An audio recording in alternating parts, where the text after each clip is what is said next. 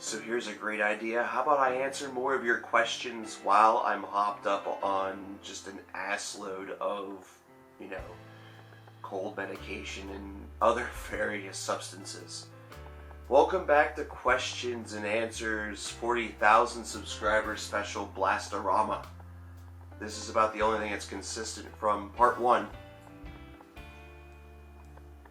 So let's get to it. In case you're wondering, there was a video that announced this. I'm going to leave the link in the description just in case you want to squeeze your question in, considering this is going to be going on for a while. By a while, I mean a while. Especially if I keep on talking, so let's roll. Ransom Music asks, do you think it's silly/dumb when someone starts listening to metal and in a couple of years got into bands like Slayer, Cannibal Corpse, Death, but also still listens to bands like Slipknot, Korn, A7X, or any of the other bands that got him into metal? And somebody responds with, yes, that guy's an idiot. No, it's perfectly alright.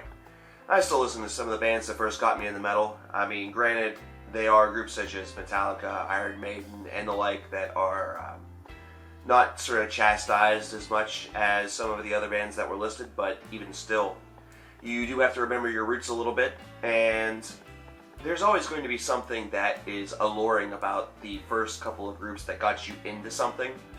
Regardless if you revisit them and they feel a little bit corny or hokey or you don't like them as much, there's always going to be a bit of sentiment that's attached to them. And that's just sort of how human nature works. That's just kind of the easy way to answer that question, because it's true. We have CCCC, Cocaine Powder, with 3 questions. The first of which is, do you think that metalheads and music listeners in general should be more open-minded whenever it comes to music? Yes, I do. Principally because there's so much out there. It's just like any other music fan. There's so much out there that you can probably find something in just about every genre that you actually like. I like stuff from pop, I like stuff from rap, stuff that I typically bash. There are artists within those same genres that I absolutely love. So, absolutely. Would you ever consider doing reviews of more non-metal/rock albums? I'm trying to fit it in every so often here and there. I haven't gotten to much so far this year, but that's always sort of been a goal. It's harder for me to keep up with that, considering my docket is usually pretty full. And what is my favorite conspiracy theory? My mother, actually, was a huge JFK fan. She lived through the Kennedy assassination and has not really been a conspiracy nut about it, but I've become sort of attached with the whole idea because I want to know really what happened, because I feel like my mother could definitely use knowing the truth for that, and I'm sure that applies with a lot of people that grew up in that generation and were young during that generation, considering it's never really been exceptionally clear to many folks, and many folks of course believe that there's a lot more to it than what we've got. Lily Akanlo says, or asks, if you could organize a festival, who would you pick to play? It would depend very much on the year that I was able to make it happen, but if it was here in 2016, I'd probably get Iron Maiden for sure. Niebla Vascaris would be another band, Carcass. Really, if I did CKN Fest, I would want to have each year's album of the year representative ever since I started the channel. So right now that would be... oh boy, let's see if I can remember all these. We have Enslaved, we have Redemption, we have, of course last year was Steven Wilson, Niebla Vascaris, Carcass, which was already mentioned. I believe one year was Moon Sorrow with Obscura. Yeah, I'm drawing blanks on a couple of these years, it's been so long, but yeah, I would really focus on those, and then also try to catalog some newer bands to kind of boister them up a little bit, to get a couple classics for like a classic stage. I would want to have multiple stages or have it over multiple days. Jason Kennedy asks, what is your opinion on slam metal, and what is your favorite hobby besides music? Slam metal's okay. I don't listen to a lot of it. It just really isn't my scene or my style. But it's not that bad. It's not that I have anything against it. It's just that it's something that other people really love a lot more than I do. And a lot of my hobbies outside of music is I like sports a lot, so I analyze a lot of numbers, either that or I'm very I'm very up on sports for the most part, and it's not just like one or a local team. I've fallen off. I used to be like the sports know-it-all, and I prided myself on that, like even to the point where I knew the names of like MLS soccer players and stuff like that. Really fallen off out of that over the past like 5 years, obviously speaking, but I still follow sports very regularly. I talk a lot on stream about wrestling, which seems really silly, but I love wrestling. I love the art behind it, and looking at a match and seeing how pace and selling the overall story is extremely important. So the overall psychology of it is something that's very interesting to me. Psychology in general and sociology is also a big hobby of mine. I talk a lot about, and this is mostly off camera, I talk a lot about social experiments that I would love to conduct and things like that. I almost feel like I've missed my true calling as a potential sociologist, though I don't think there's really any good money in it. And I also write from time to time, so I have one fan who is absolutely convinced that I should be a writer, and that my first book needs to be dedicated to her. So we'll see what happens. Brittany, if you're out there, if that book ever gets written, I'll dedicate it to you. That's fine. Let's see, we have Debonair Nerd, who says the recent passing of Wyland, Lemmy, Bowie, and Fry represent a huge shift in the music industry, marking the beginning of one generation handing down to the next. Can the next generation hope to establish performers/writers that either push the evolution of music in the same way that the currently outgoing generation have, or did music simply evolve too fast and intelligently for its own good, leaving little room for innovation in the future? For example, Lady Gaga may present as edgy, but for all of her arty shock value, you can hardly call it innovative, as it has been. And that's where it cuts off. Well, here's the thing. I feel like rock and roll, and I have felt this way for about 6 months to maybe a year. I forget whenever I officially stated it in a video. I feel like rock is just, they're really primed for a brand new rock and roll revolution. Like it's right around the corner. It feels like it is right there. And I can't really explain why I feel that way. I just think that, this indie crowd is supposed to be what it is. The indie crowd is supposed to be that indie crowd. That's what that's meant to be.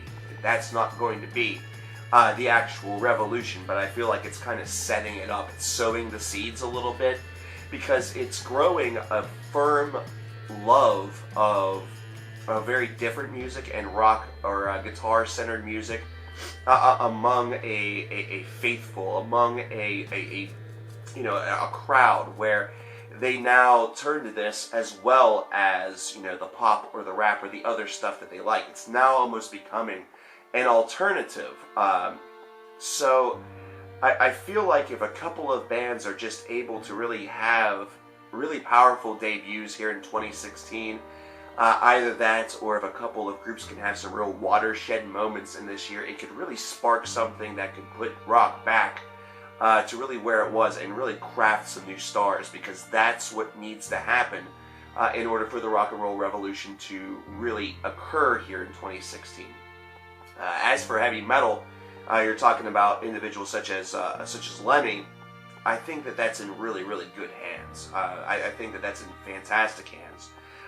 To really get somebody as eccentric as Scott Weiland or as David Bowie once again, it's going to take a really unique breed of singer/performer, just all around musically obsessed soul. And it may not necessarily be in the rock and roll environment, but if it's going to happen in the rock and roll environment, I really expect it to be probably somebody who just has a deep love for psych rock, or somebody who just is able to really captivate through metaphor. That's what these two gents were able to do. They let music do the talking at some points, David Bowie more so than Scott Weiland, but Scott's ability to seemingly find countless metaphors for heroin was probably his biggest advantage. My phone's telling you to ignore me. Don't. But I think it's in okay hands. We just really need, as a society, to continue to push the envelope and continue to promote rock. Banili Kitten Asks, what are some of your hobbies, which I just sort of got into. I love sports, but also to sort of touch base with a little bit more than just that, is I have 2 cats, so I am a huge feline fan. Like TV shows as well. I watch a lot of TV shows sort of in my spare time. I don't have as much spare time as I used to. And aside from that, I like to take drives. Drives is something that I really like to do. I haven't done nearly as often as I would like to in the past year because of some elements of my personal life.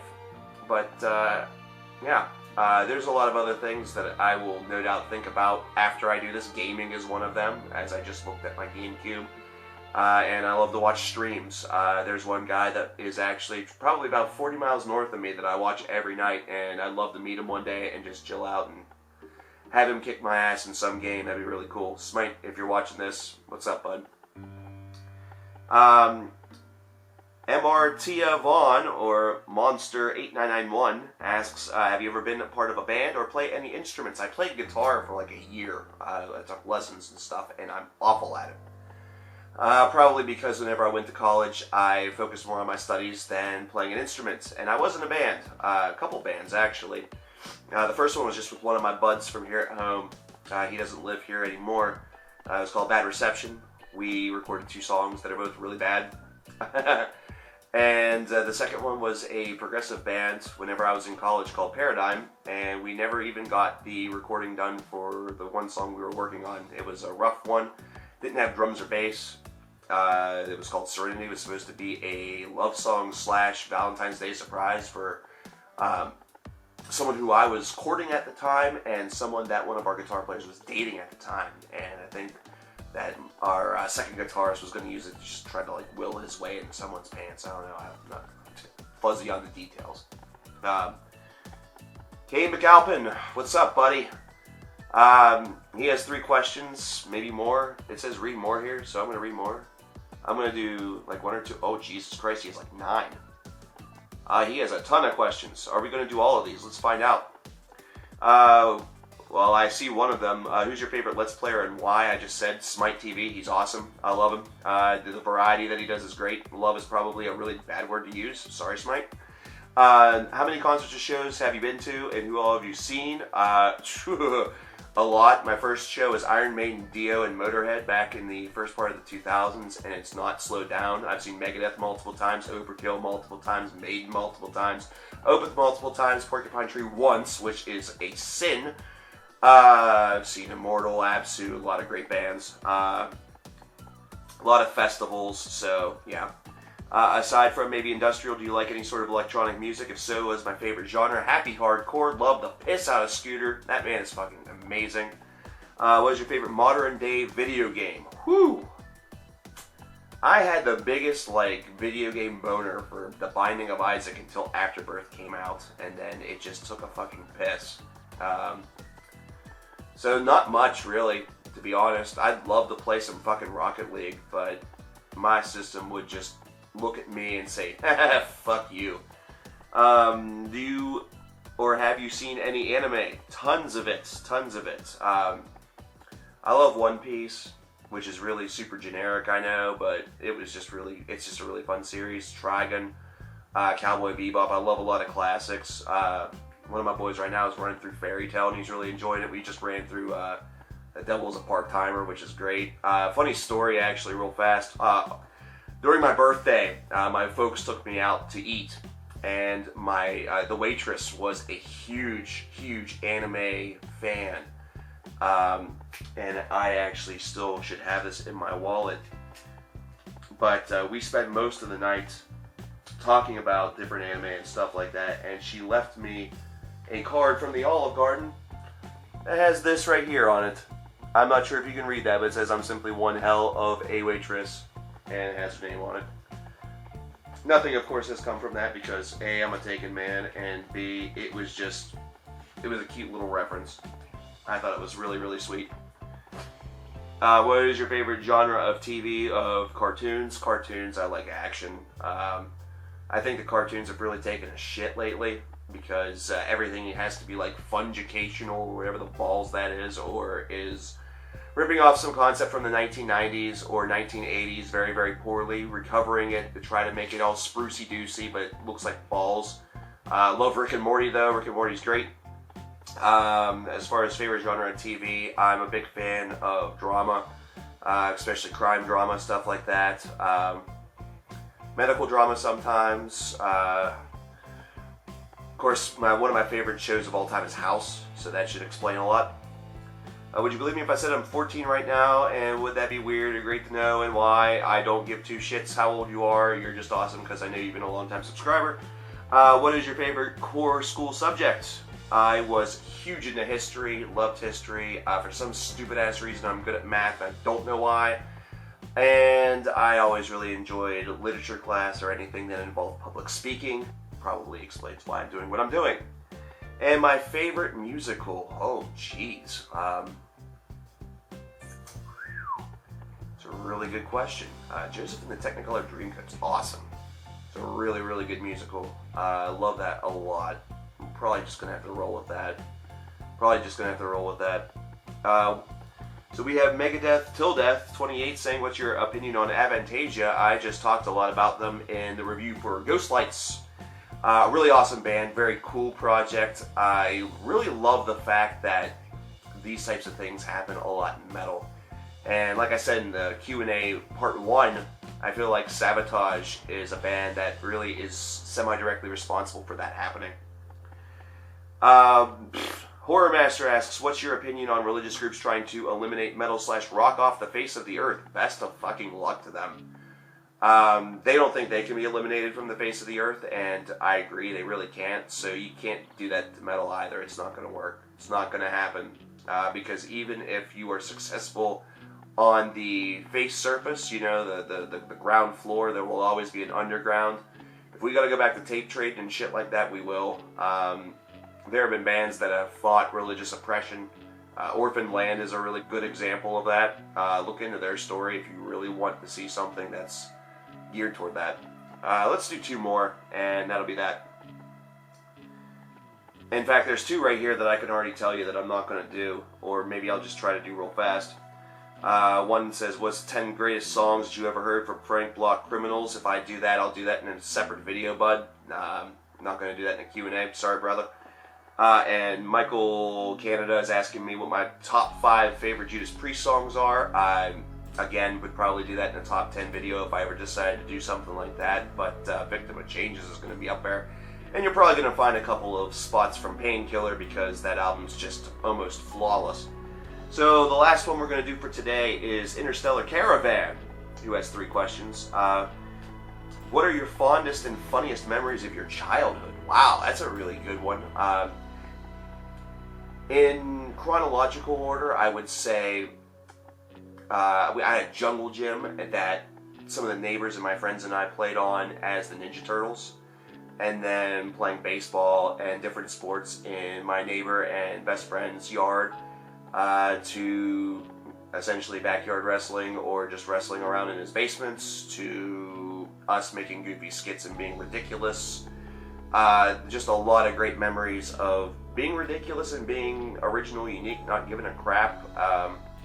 Playing a lot of sports because, you know, even as an only child, I had an active and vivid imagination and was able to set up my own like little leagues and stuff in my mind. That way I could keep it interesting as opposed to it just being just practicing or, you know, jacking around for no good reason because I was the lonely kid that didn't have brothers and sisters.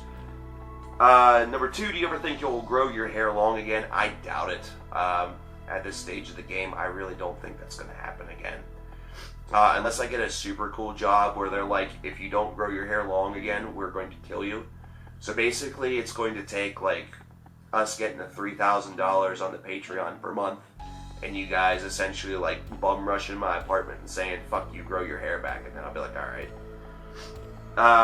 And finally, what are some new genres you've dabbled into fairly recently? Have you enjoyed any of them? I have dabbled into a lot of, I guess what they call dance pop, or like electro pop. Empire of the Sun is a band that they had a song on a commercial. I think the song was called Walking on a Dream or something like that. I got really hooked. you know, they're actually fairly decent. I like them. Just a weird little thing that I found to be kind of neat. You know, not everything is perfect, and I've slowly learned that if you do enough digging in the electronic music scene, and even in like the dubstep, like vaporwave scene that everyone sort of criticizes for being too like mainstream or like vapor friendly and vaping and blah blah vape. You can just find, if you just do it just for the music, you can find some really chill stuff in there. I can't name artists because I honestly just click around, and if something sounds halfway decent, I'll listen to it for a little bit until I get bored. That's it, guys. I'm gonna make a note of where we're at, and maybe try to get some sleep. Cover Killer Nation, peace out.